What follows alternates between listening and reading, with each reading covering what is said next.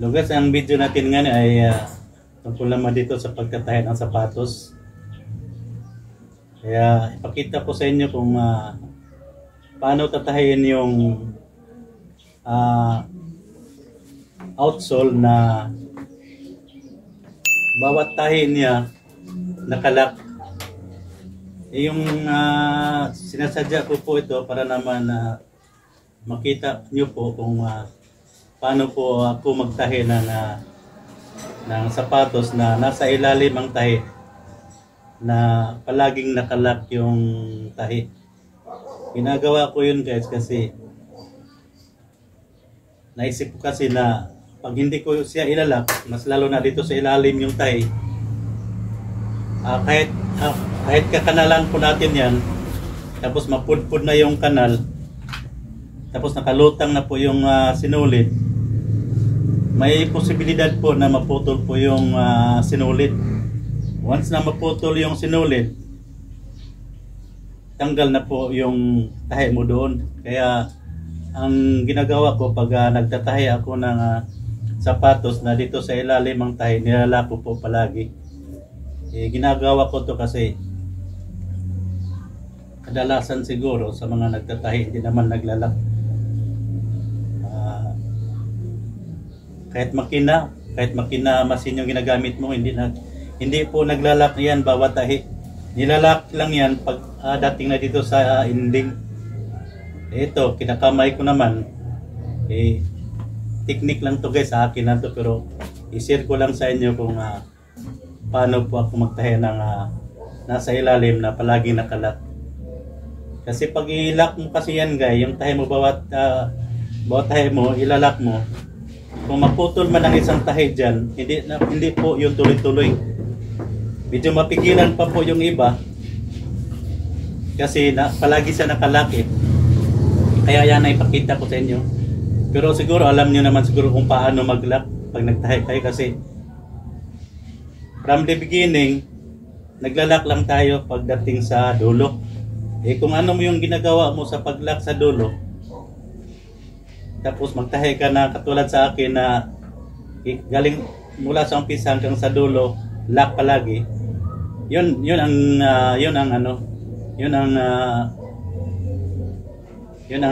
gagawin nyo. Kung gusto niyo ilalak palagi yung tahi nyo. Pero sa dito kung kataon gaya sa dito sa gilid, ang tahi hindi na ako naglalak lang ako pagdating na sa pinaka-ending niya. Pero ito sa ilalim naman, kaya palagi ako naglalak kasi may posibilidad kasi na pag napudpud na yung swilas, tapos nakalutang na yung sinulid, mapuputol na po kasi yung doon yung sinulid. Kaya palagi kong ilalak yan kasi once na maputol yung isa, hindi pa tuloy-tuloy yung matanggal yung sinulid. Pero bago ko ito tahiin guys, kakanalan ko pa to. Kakanalan ko pa, tapos para yung tahi niya, sunod baon siya, hindi nakalutang. Ito kasi guys, dati kasi yung hindi pa nasira yung yung spike niya, yung swilas lang niya ang nasira nito, kaya ang tahi dito ito dati sa gilid. Tapos si customer kasi ang spike niya malutong na, tapos okay pa naman yung swilas, kaya ang suggest ko po sa kanya, palitan na lang ng guma kasi okay pa naman yung swilas niya, kaya ito lang ang papalitan. Kaya ang nilagay ko ito na guma guys, meron naman yan siyang parang spike din, pino lang, kaya lang pino, pero hindi pa rin madulas yan kasi pangilalim pa rin yan na guma. Naidikit na to guys, ang kulang po nito tahi na lang. Wala kasi kung makita na ganito na kulay kaya itim na lang ang nilagay ko. Okay naman kasi nasa ilalim naman siya. Pero bago ang lahat guys, shout out ko muna sa bago po mga subscriber, at sila si Roger Tubal, Buhay Drivers Joe TV, and Jeneline Espiras. Maraming salamat po sa inyo. Sana palagi kayo nagsubaybay sa YouTube channel ko. Ngayon guys, bago ko tatahin, kakanalan ko muna, guhitan ko muna nito para straight yung kanal natin.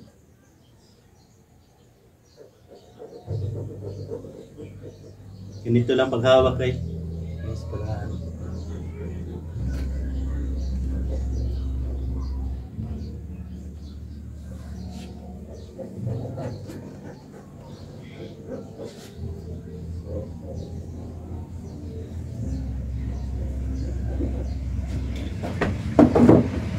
ito yung pangkanal ko guys. Ganyan ang paghawak.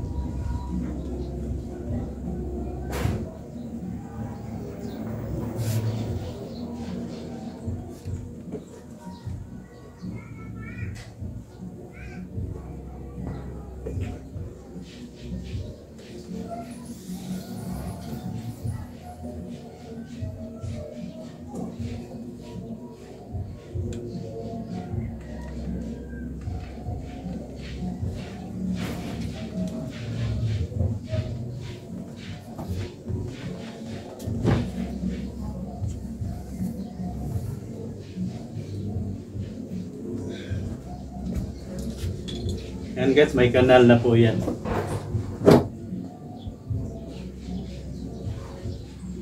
Ayan guys, magtatahe na po tayo. Ito guys, matrabaho to. Hindi naman lahat ng nagtatahe ng sapatos na ganito ang ginagawa nila. Pero sa akin, ako kasi guys, gusto ko pulido. Ayaw ko yung customer na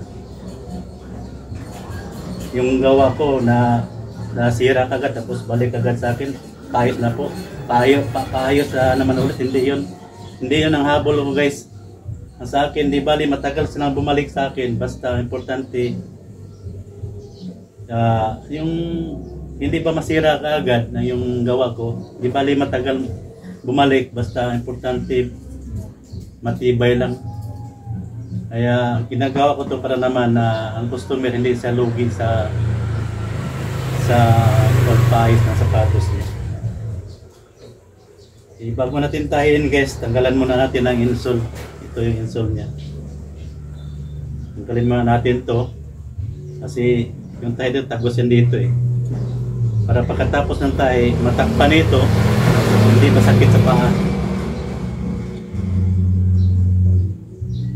Ngayon guys, ang paghawak ng karayom kasi ang karayom kasi sa magkaiba kasi sa sa karayom ng machine.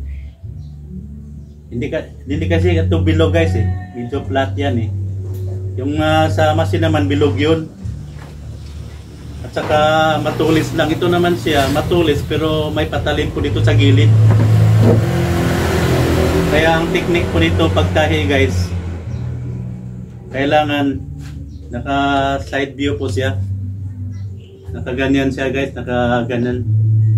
Kasi kung nakaharap doon yung niya, yung sima niya, siyempre may patalim po yan dito sa gilid yung butas niya guys, parang mapunit ang guma niyan. Kailangan naka side view siya, papunta doon yung niya, yung patalim niya. Ganyan po yan. Tapos dito po kayo mag-umpisa sa dito po banda guys.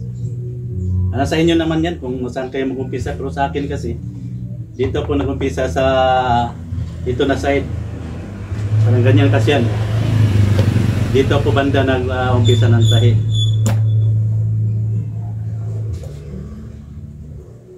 Ganyan yung posisyon na guys, ganyan.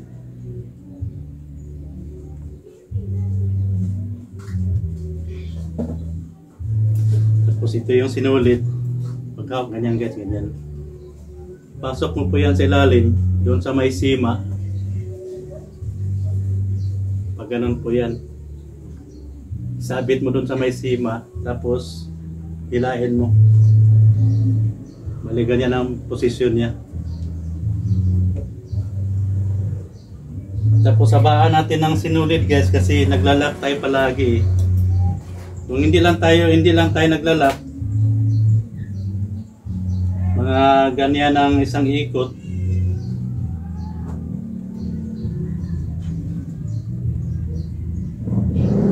Yan, tama-tama na yan kung hindi tayo naglalak. Kailangan ko naglalak ako, kailangan mabaan ko tayo. Para naman hindi ka ma-short sa sinulid. Siguro kahit mga dalawang ikot. Kasi ang paglalak niyan medyo sa sinulid, magastos. Sa akin, di bali magastos, hindi ka naman lugi doon. Ang importante, matibay po yung tayo mo. Hindi malayo yung agwat guys, kailangan tama-tama lang para maganda rin tingnan. Ganyan lang ang distansya niya guys sa akin. Medyo ito. Yan lang, malapit lang, hindi masyadong. Hindi naman basta-basta mapunit na, matibay pa naman yung guma eh. Tapos ilagay mo naman to sa ilalim. Hila. Kailangan guys, yung sinulid na ganyan ang posisyon. Kailangan pag pick upin mo itong isang sinulid, kailangan palagi nakataas. Pag ganun siya guys. Hindi na sana kailangan yan kasi yung tahi mo nasa ilalim naman, hindi naman makita eh. Pero kung sakali nasa gilid kayo nagtahi, siyempre makita yung tahi mo doon. Kailangan masasanay ka na palaging pag ganun yan. Palaging pag ganun yung pick up mo sa sinulid. Pataas pag ganun, tapos pick upin mo yung isa. Yan. Tapos ang sinasabi ko po sa inyo na mag-lock, parang nag-lock kayo sa yung pinakahuli na. Nag-lock ko po yan guys. Pero bago ko pick upin yan, bago ko ipasok siya, ilalak ko po na siya. Lock. Yan.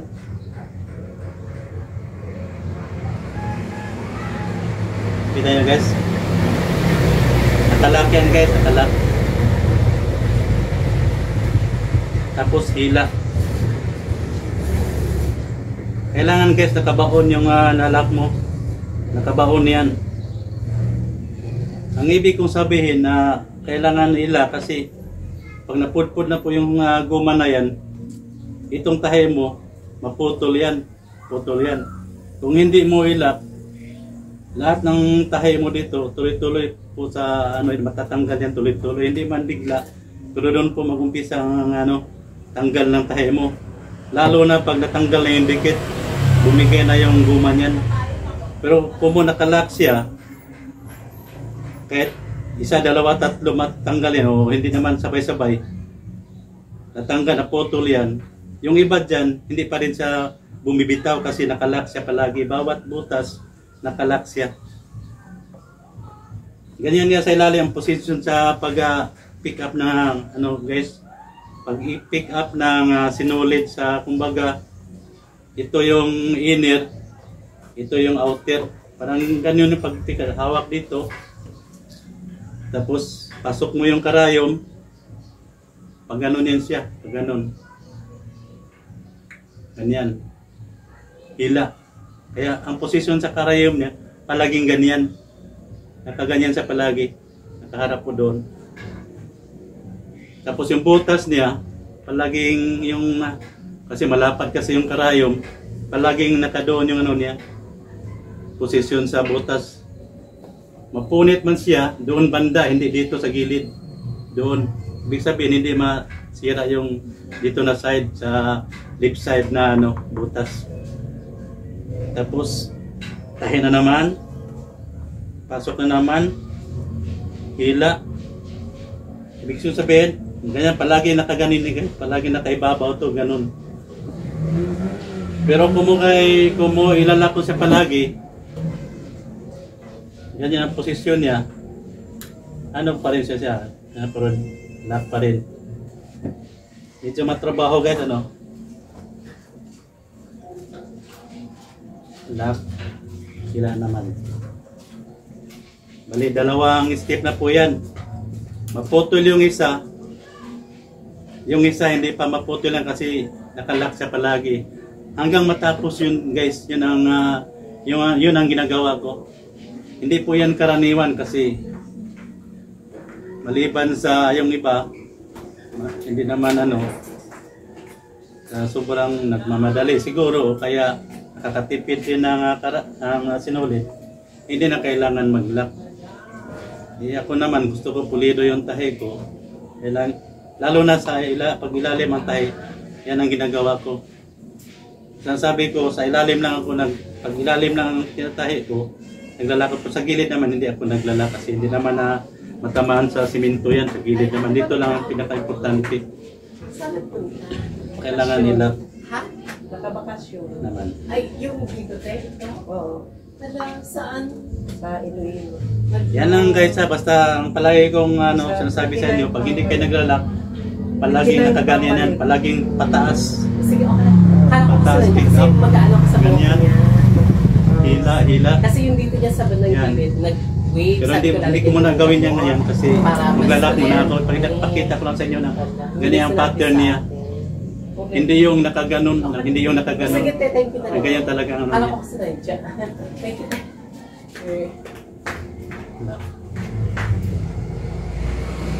Medyo matagal to guys, pero kailangan talaga magtiyaga. Ang importante, matibay ang tahi.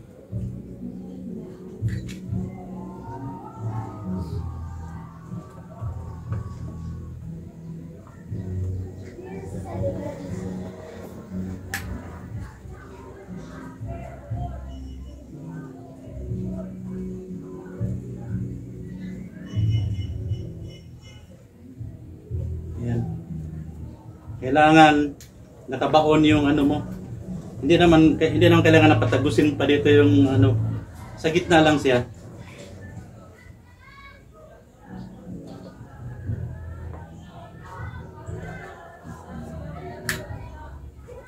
Lagi ko nilalap yan guys.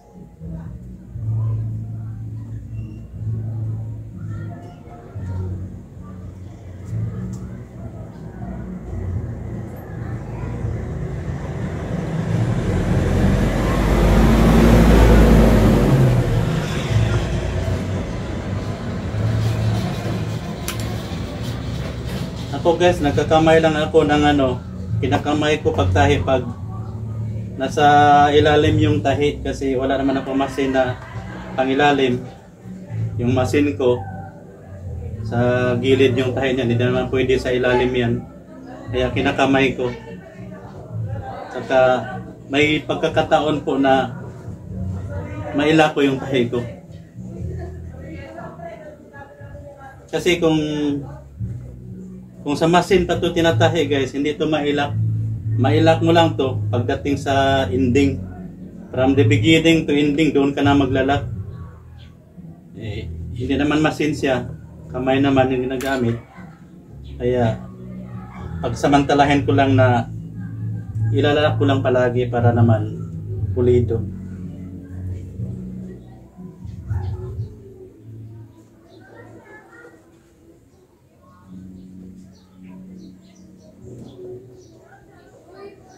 Ito guys, sinishare ko lang po sa inyo para naman malaman nyo po kung paano ako magtahi ng sapatos.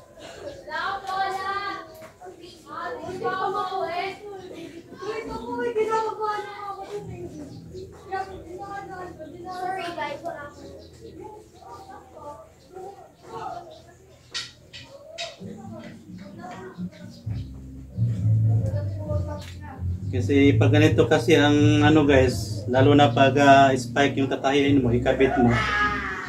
Eh siyempre pag araw-araw ginagamit yun, mapupudpud talaga yan guys, kahit gaano katibay yung ano, yung guma. Talagang may panahon talaga na mapupudpud yan. Eh wala namang forever, kahit pa paano. Medyo hindi mapadali yung ano, hindi mahiwalay kaagad yung spike kasi yung tahi natin nakalock siya palagi. Matrabaho man pero kailangan mas maganda talaga matibay yung gawa natin. Alam mo naman yung customer, siyempre gusto rin nila na pulido yung paggawa.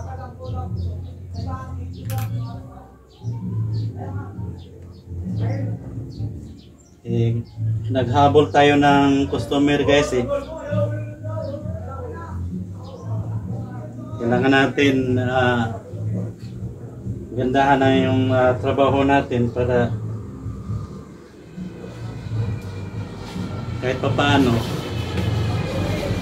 hindi tayo mawala ng customer.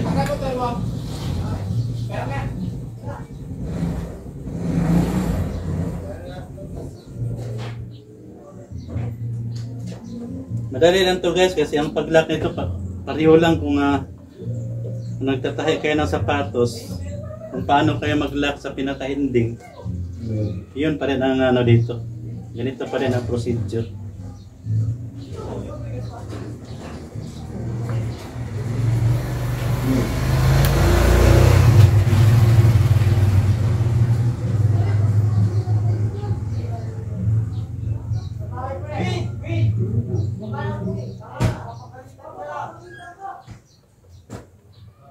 Kailangan talaga guys, pag natatahi tayo ng ilalim ang tahi, kailangan talaga natin kanalan yan guys.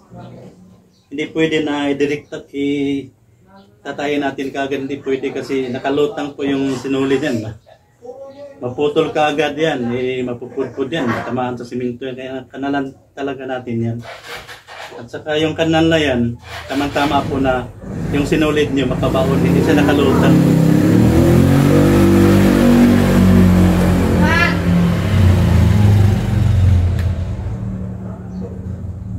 And guys, nakalap palagi yan.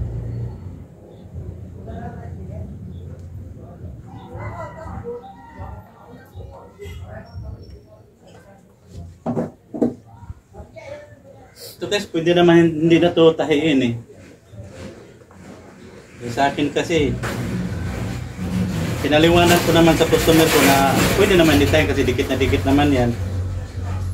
Pero sa dikit kasi guys, kahit sabihin natin dikit siya, wala tayong warranty dyan guys Kasi ang pagbasihan ko po kasi, matatanggal nga yung dikit sa original na dikit na meron pas lang pang press Samantala yung sa atin, parang dinidiin na natin, tapos dikit, didiin na natin yan.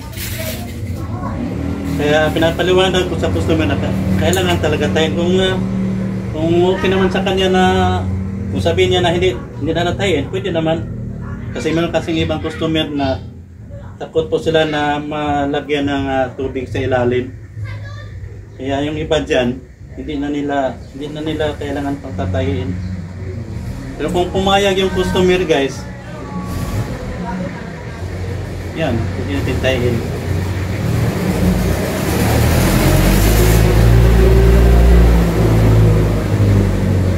Kaya ganito ang ginagawa ko pag nagtatahi ako ng sapatos na nasa ilalim po yung tahi. Kahit swilas siya, kasi meron namang ibang swilas na sa ilalim ang tahi.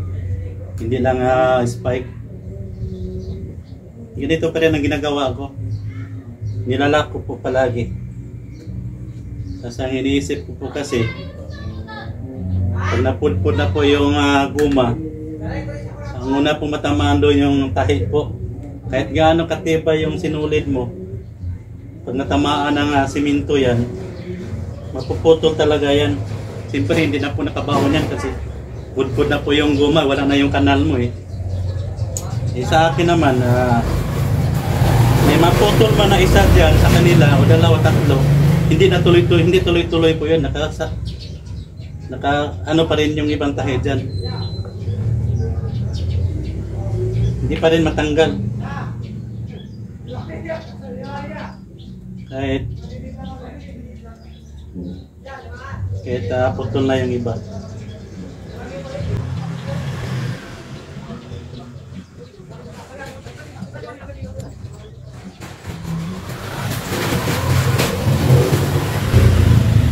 Bihira lang po ako maka-video guys. Ngayon lang ako may time kasi ito lang kasing tinatahi ko. Naisip ko na walang nag-upload po nito. Ay i-share ko na lang po sa inyo.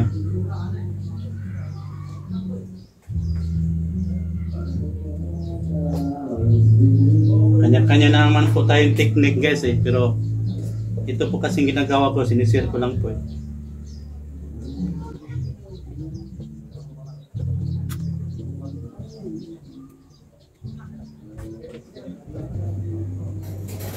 Kasi nga pala, meron pala nagtatanong sa akin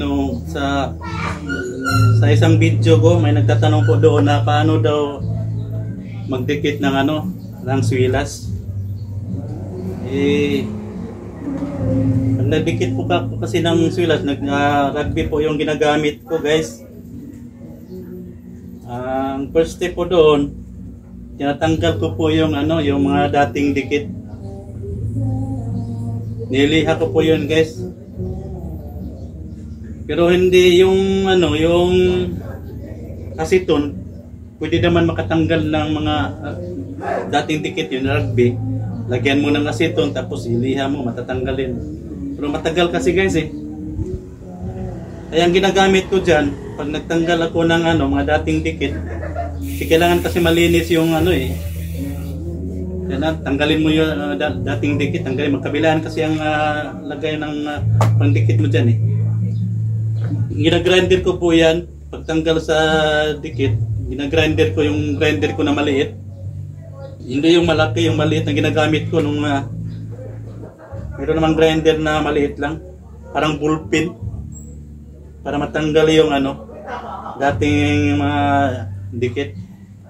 Lalo na yung yung mga dikit na glue, tigas doon. Kaya grinder ang ginagamit ko. Tapos nung natanggal na yung mga dikit doon, magkabilaan po yun guys. Nilagyan ko ng rugby. Kabila, yung swilas, rugby, tapos yung kabila naman mo ng rugby. Kahit hindi masyadong makapal, basta malagyan na po lahat. Tapos dati medyo matagal yung pinapatagal ko yung tuyo talaga yung yung rugby. Pero ngayong may heater na ako na maliit din na heater. Sa tingin ko na medyo tuyo na siya, kahit hindi naabot ng mga 20 minutes, kahit mga 15 minutes lang. Na siya, medyo tuyo na yung pandikit doon. Hini-heater ko siya, heater. Para bang mabuhay yung niya, yung dikit niya na parang pag hawak ko niya, parang siyang lumalaban na.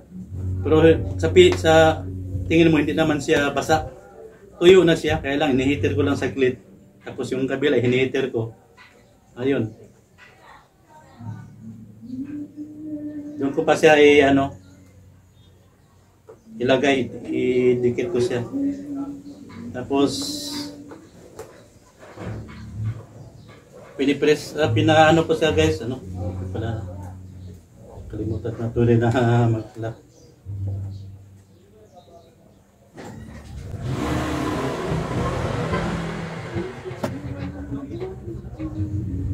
Yung naka na yung dalawa, ginaganon ko na lang siya guys, para dinidiin ko na lang siya para pantay. Dati po pinupukpok ko siya eh, pero pag pinupukpok kasi siya ng hammer, Yung iba kasi hindi mo matsimpuhan ba na matamaan siya.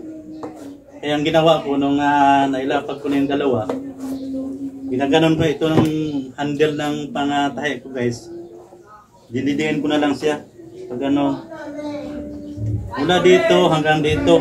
Ganyan, ganyan. Tapos, para sigurado, pinalit-ulit ko po yan. Balik. Kabila naman. Tapos, dito naman sa gilid. Ganyan. Paikot po yan guys, paikot. Hanggang sa tingin mo na talagang dikit na siya. Parang ano yun, parang effective ba? Kasi wala naman tayong pang press eh. Yun na lang ginagawa ko, ginaganon ko na lang sa ito. Dinidiin ko lang para dinadiin yung dikit niya. Hindi ko na sa pinupukpok ng hammer. Kaya kung may ano kayo, may heater po kayo na maliit, yun na lang ang gawin nyo. Lagyan mo ng rugby, magkabilaan, tapos patuyuin nyo. After 15 minutes, kasi may heater naman kayo eh. Just tingin nyo medyo ano na, painitan nyo ng konti. Tapos medyo buhay-buhay na yung ano niya, dikit. Hindi naman basa, tuyo naman yun. Dikit nyo na doon. Yun na yun. Tapos ganun nyo na lang yung hindi nyo lang yung swilas para pantay yung dikit niya.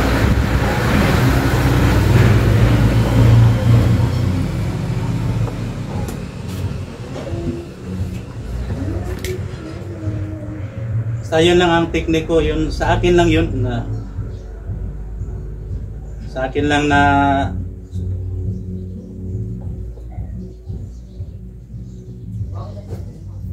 gawa yun. Pero kung gusto po nyo, pwede naman yung gayahin. Kanya-kanya naman tayo. Ang sa akin lang, i-share ko lang yung paano ako gumawa ng paano ko nagtatayo ng sapatos.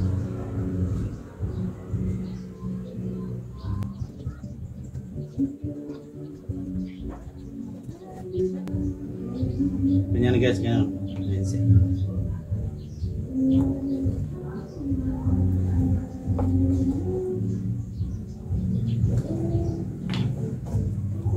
Lock.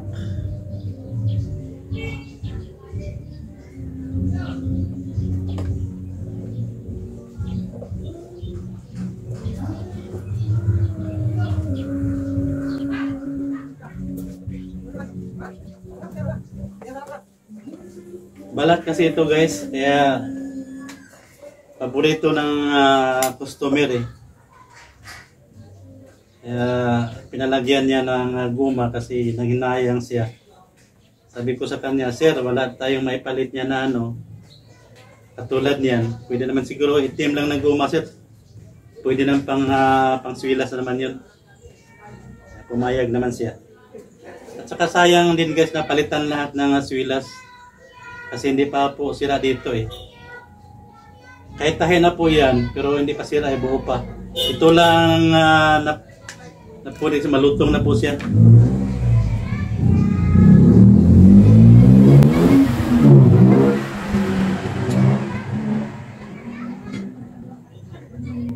Medyo matrabaho guys, no?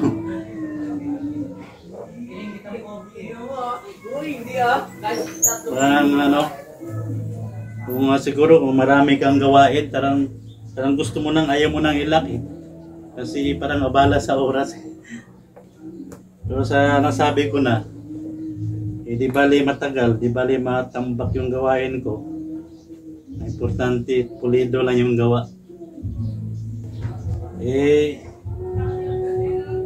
Customer ko, sinabi ko na, siya, pasensya na medyo mabagal po yung gawa ko kasi ganito kasi ang style ko sir, pag nagtatahi ako ng sa ilalim, nilalak ko kasi palagi bawat butas ng bawat diin ng karayom. Okay naman, pasalamat naman siya at sabi niya, okay daw kahit maghintay siya, matibay daw ang pulido daw ang gawa. Kaya doon, parang sabi ko, ganito na lang kaya ito na lang palagi yung gagawin ko kasi pwede nakita mo na parang nagustuhan ng customer ba. Ayun. Nagmula noon, ganito nang ginagawa ko guys. Pag sa ilalim ang tahi, nilalako po.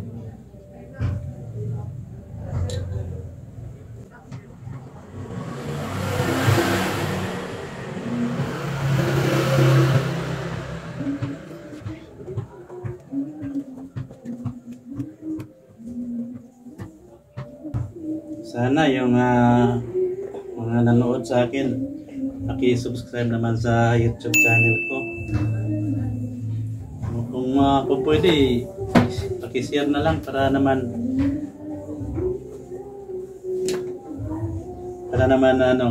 makita din yung video ko yung style sa pagtahi ko, makita naman nila. At least nakadagdag tayo ng kalaman sa iba.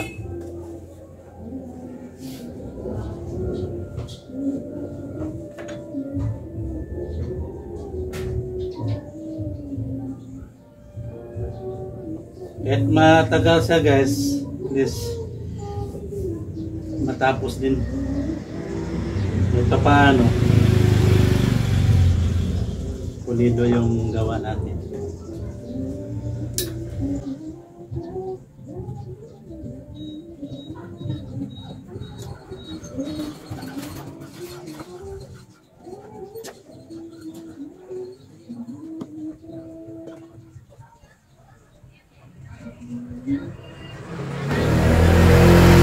Marami pa akong video ipakita sa inyo guys kung may time ako. Pero hindi ko lang may pangako na masundan ko kaagad dito kasi hindi naman po ako nakapokus dito. Pag may customer, inuuna ko po yung customer.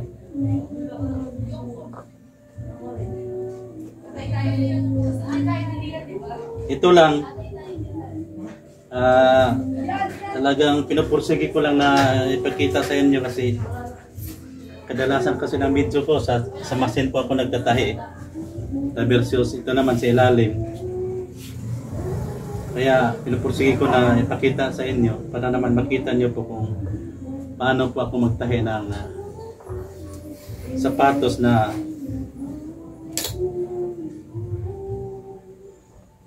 ang technique niya ay nilalak palagi bawat diin ng karayong nilalak palagi.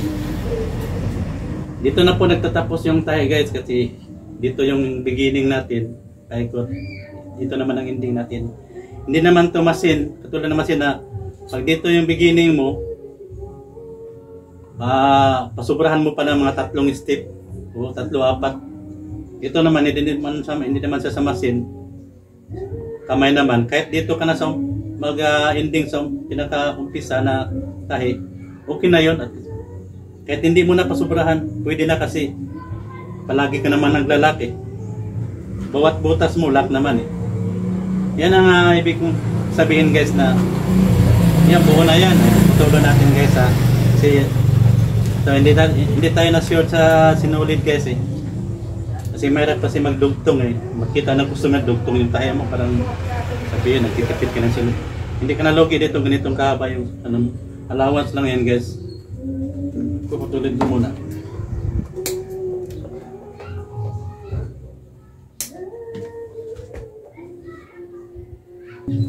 Kahit may maputol man dyan,